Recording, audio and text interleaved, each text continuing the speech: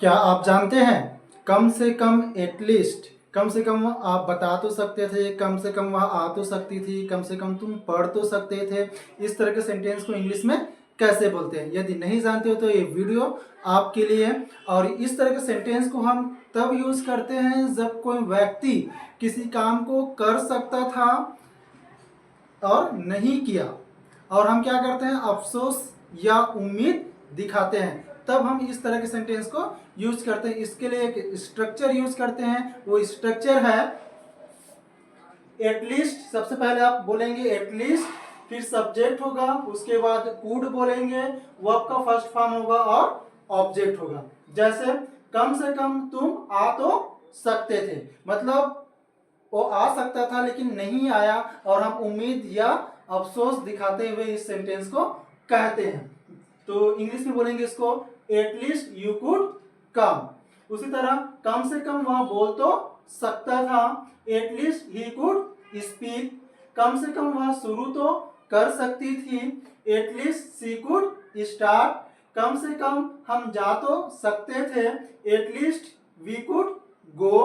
कम से कम तुम पढ़ तो सकते थे, एटलीस्ट यू कुड रीड या स्टडी भी बोल सकते हैं।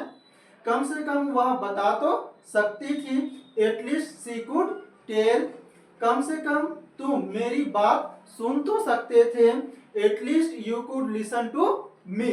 उसी तरह कम से कम वह मेरी मदद तो कर सकता था, at least he could help me. कम से कम वह मुझे कॉल तो कर सकती थी, या कम से कम वह मुझे फोन तो कर सकती थी, at least she could call me.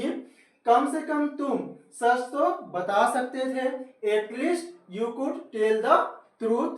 कम से कम वे हमारा इंतजार तो कर सकते थे, at least they could wait for us. याद रखना दोस्तों, वेट के बाद हमेशा फॉर यूज होगा, उसके बाद जो भी आपका यू मतलब ऑब्जेक्टिव लगता है, जैसे आप बोलेंगे तो क्या हो जाएगा, यू हो जाता है, हमारा बोलेंगे तो अस हो जाता है। इस तरह से ध्यान रखेंगे, वेट के बाद फॉर यूज करेंगे।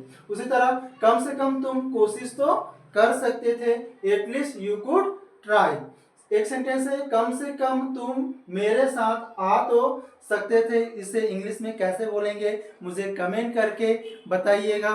और मैं कहता हूं कम से कम इस चैनल को सब्सक्राइब तो कर सकते हो। तो दोस्तों, वीडियो पसंद आए तो लाइक शेयर और सब्सक्राइब करना ना भूलें। मिलते हैं नेक्स्ट वीडियो में। Thank you for watching.